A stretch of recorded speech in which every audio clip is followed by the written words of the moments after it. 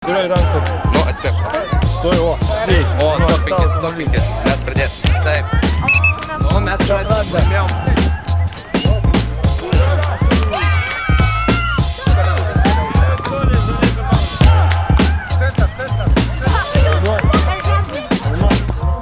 Tai yra futbolo mokykla skirta vaikams iš globos namuose, dienos centrai. Tai šiaip principas yra, kad yra nemokami futbolo mokykla, o pats idėjas tai yra, kad sportas būtų prieinama visiems. Ir neperžiūrėti, iš kur ateina, bet tiesiog visi gali kartu žaisti. Ir kas dar svarbu, tai naudoti futbolas kaip priemonė dėl vaikų ugdymas, visokių būdų, tai galima išmokti žaisti kaip komanda ir visokie daug vyksta per futbolas.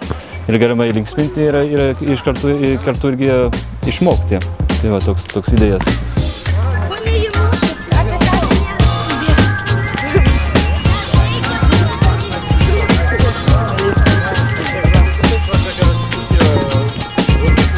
Pas mus ateina vaikai šiaip iš 3 globos namuose, 3 dienos centrai, bet dar bus daugiau partnerystės kitais metais. Ir šiaip galiu ateiti iš gatvės, šiaip mes labai atvirai ir paimam visi, kas nori žaisti su mumis.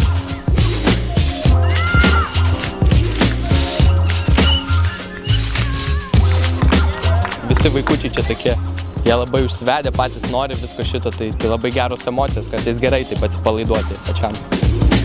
Įdomu, kai vaikai tave žiūri kaip tarsi kažkokį jau kaip žaidėją, nors iš tiesų čia dar pats neseniai visą šitą praėjau, tai pačiam įdomu ir taip tikrai motyvuoja.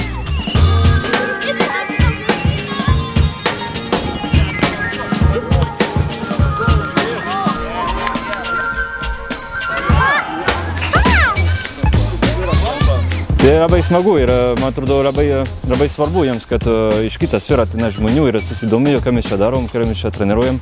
Ir man atrodo, kaip vaikas, tai čia didelis komplimentas, kad žmonių profesionaliai ateina ir nori su mumis žaisti. Čia mums labai yra smagu.